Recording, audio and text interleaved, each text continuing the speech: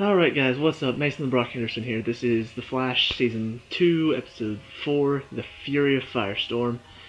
Um, I kind of figured this was coming after what happened at the end of the last episode with, Professor Stein kind of having a little freak out. As I've said before in my other reviews, I've seen Legends of Tomorrow, so I know that this kid, Jefferson Jackson, ends up merging with Professor Stein to become the new Firestorm. But I really, really, really like how they handled this episode beyond just this, this Firestorm and how they set it up and stuff.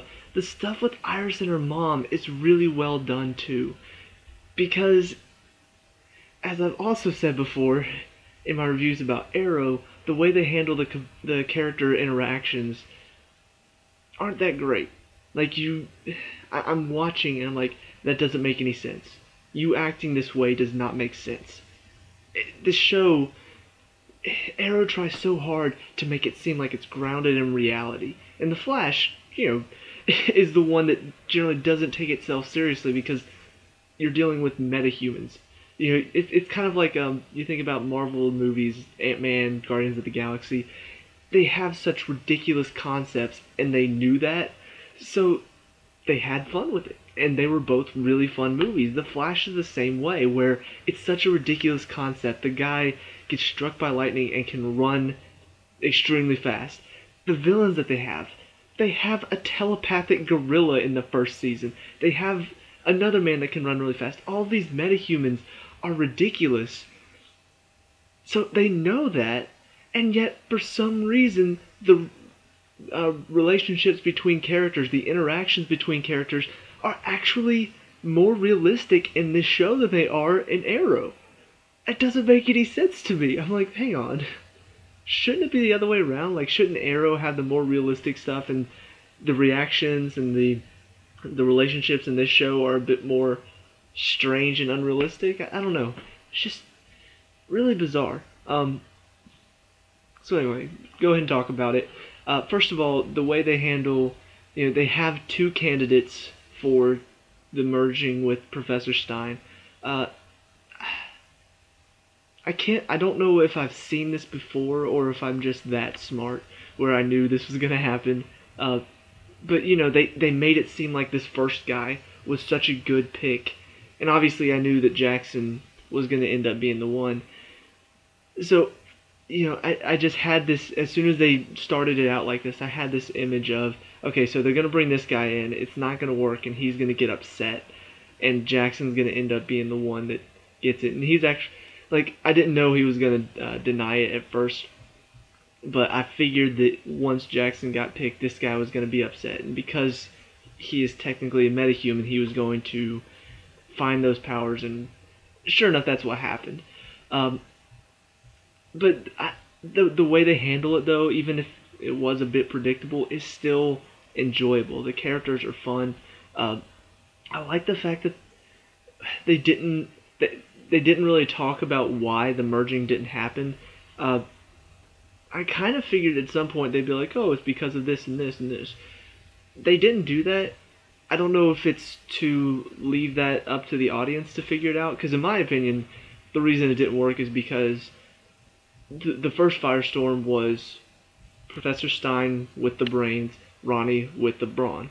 And so they merged well together because, in this case, this Hewitt guy, they're both brains, so the merging doesn't happen because they're the same. They're not opposites.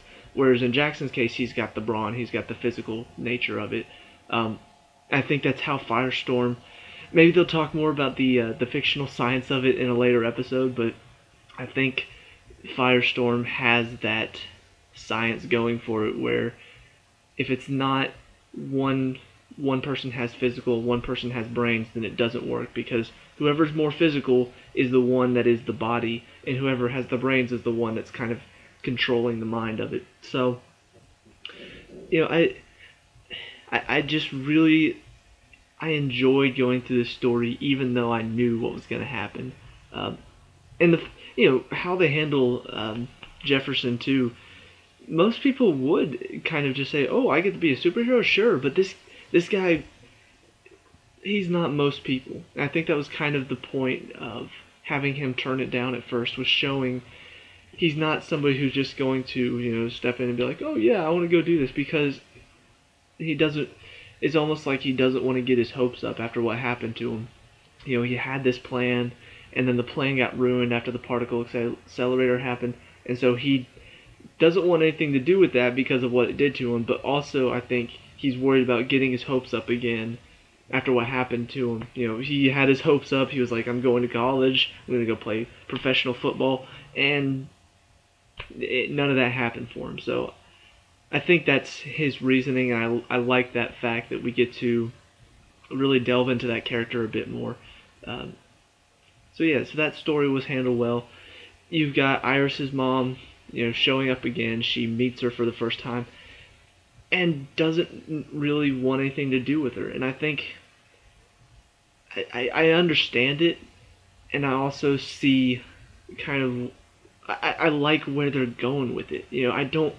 I don't mind the fact that there's a bit of conflict there because it feels needed. It's totally understandable that she's upset by it. And then whenever her mom comes to Detective Joe and she's like, "Oh, I'm dying." She's like, "Are you sure?" Like, she could just be lying. She did just bring it up right after I told her I don't want to see her. I like the fact that, like I said, it feels very realistic. This is something that would actually happen when they're having this talk.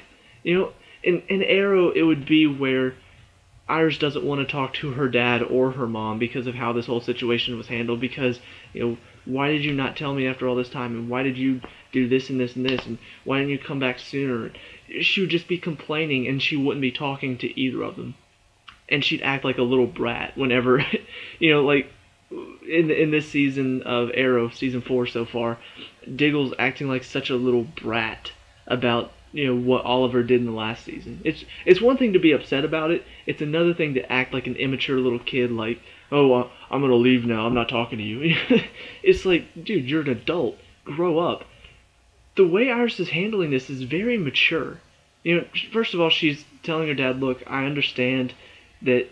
Her dad being very mature too, saying, "I don't want you to do this for me.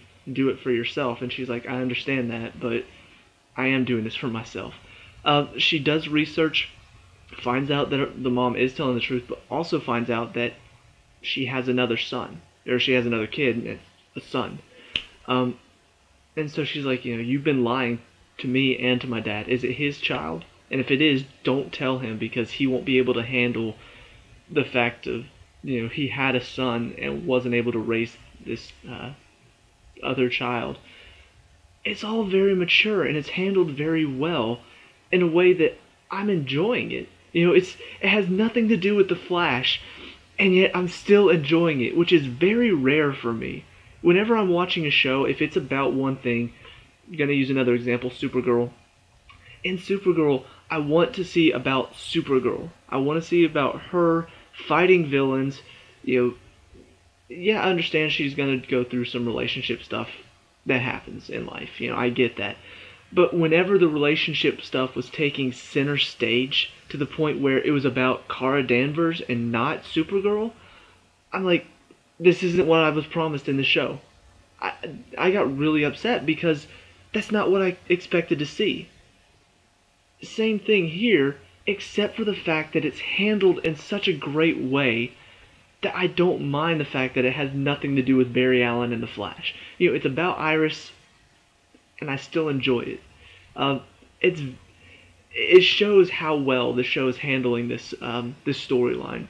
That I'm actually not upset whenever it focuses on that, and on top of that, the fact that it's not being focused on as much as the relationship stuff in Supergirl was. Like, it is clearly a side story. Like, we'll have moments where Iris pops up, and then we go back to the main story of what's going on. So yeah, just overall really happy with that. The other storyline going on is Barry and Patty Spivot. I'm going to call her that from now on just because she loves to refer to her last name. They are kind of hitting it off a little bit. And on top of that, she kept talking about like this, like she brought Barry these shark teeth like, what if it's a man shark and all that stuff, and it was kind of blown over, which made me think, okay, the reason they're not focusing on this is because it's going to be a big deal later, right? And sure enough, at the end of the episode, the man shark shows up and is about to eat Barry. And then Patty steps outside and saves him. And then Harrison Wells saves him, but I'll get to Harrison in a second. The way I feel about this whole Barry and Patty thing, it feels like it's thrown in there to sort of throw a wrench into the plan of Iris West Allen that we saw in that futuristic article. Whenever she found out about that from Eddie, I thought to myself, you know what? That is actually a very interesting route to take. Because she could decide, you know what? Because this future says that, I'm not going to let myself be bound to fate. I'm going to make my own choices. If they had done that and kind of had it where, there was still the possibility of her and Barry getting together, I would be like, well, I feel like now they're going to go against that. They're going to kind of take a storyline that goes against that plan. If they left it open as like a possibility that they are going to get together soon. But because Patty Spivot has showed up and now she and Barry are kind of hitting it off and looking more like a relationship, I feel like that's just leaving the door open to go back to Iris in the end. Because not that the future still can't change, but the way that this story is set up, it just feels like they're cutting off the possibility of, now Barry is finding a new girl, even though Iris is single, and, Eddie is gone, she doesn't really have anybody right now. The possibility is wide open, so to cut that off by throwing Patty Spivot into the mix kind of makes me feel like they're cutting it off for now just to make it seem like, oh guys, it may not happen, just for the surprise turnaround that it will happen later. At least that's generally how these stories go. It may still not. They may still have something brilliant planned, but that's just the feeling of this relationship. It feels like it's thrown in there to throw a wrench into Barry and Iris, which ultimately will still happen anyway. Trying to think if there's anything before I get to the Harrison Wells part. Little mention of Cisco, and Caitlin's talking about who wouldn't want to have superpowers, and Cisco's like, yeah, if I had them, I would totally want some. He didn't really do a good job of convincing me that he was trying to convince them that he's anyway. However, I like what Stein said to him at the end about Jackson and the chance that he took. He's like, you need to tell your friends about this. So I feel like that's going to become something in the future, in the next few episodes. Just at some point they are going to figure out about this, and then they're going to do a bit of research, and we're going to find out more about Cisco and what he's able to do. So on to the Harrison Wells stuff.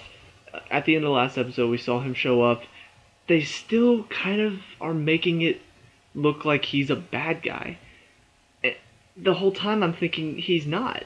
This is not Harrison Wells, who was actually Eobard Thawne switched. Eobard Thawne gave himself the person, the face and the personality and all. He became Harrison Wells. So Eobard Thawne was the bad guy, not Harrison Wells. And yet the show keeps making it seem like, oh no guys, it's Harrison Wells, he's back. Like, it's not the same guy. Like, it's the one thing that's kind of frustrating me right now. It's like this show thinks we're dumb. It's like trying to make it look like, he's bad, he's a bad guy. I'm like, it's not him. It's Harrison Wells was not the bad guy. Eobard Thawne was. So if it was showing me Eobard Thawne comes from another timeline, I would be like, what? He's back? How? I thought he was erased from existence. How is that possible? It would make more sense. But they're not doing. It's Harrison Wells. Harrison Wells was a good guy. He was a scientist who ended up being killed by Eobard Thawne. he's not the bad guy. Why are you trying to make me think he is? Ultimately, he goes to this one lab and steals something, which I think it was the gun that was used to take down the man shark at the end. So, I feel like there's going to be a lot of mistrust. At first, they're going to be like, oh no, he's back. And at some point, they're going to realize, wait, it wasn't really Harrison Wells that was the bad guy. Then they're going to start to realize that this Harrison Wells is a good guy. He is not evil. He apparently saved Central City in this other dimension that he lives in. So I'm curious to see more about that and kind of understand that storyline. But it's just really frustrating to me that this show is. I don't know if it thinks that we're dumb or if it just thinks that maybe we can convince them of this if we play this dramatic, like, ominous music whenever he pops up on screen. I don't know. It's confusing to me that they're doing that, but anyway. Uh, the one thing that I will also mention about this is that it's a bit strange that nobody seemed to notice that Harrison Wells popped up. Like, were you not monitoring the the wormhole that you created? Were you not monitoring to see if anybody was inside the building? Like, how did you miss this? But who knows? Maybe they'll have a good explanation. Maybe Cisco will be like looking at the security cameras. Oh, guys, I didn't check this, but Harrison Wells came through the wormhole. We know, Cisco. Anyway, so yeah, good episode. Really getting excited about this season. The fact that it can manage to get me excited and keep me interested in the relationship and the characters' personal lives. The fact that it manages to do that is really, really good. So I'm excited to see where they go from here. It's going really well so far this season, and much better than Arrow, unfortunately, for Arrow. But not every show can be a home run. So that's my opinion. Let me know what you guys think down in the comments below. What did you think of this episode? What was your favorite part about the whole Man Shark / Firestorm stuff? I hope that shot from Harrison Wells didn't kill the Man Shark, because I want to see more of Man Shark. That's just crazy. It's a Man Shark. I don't know. It's the nerd side of me. I want to see that. Anyway, I'll see you guys in the next review. Peace out.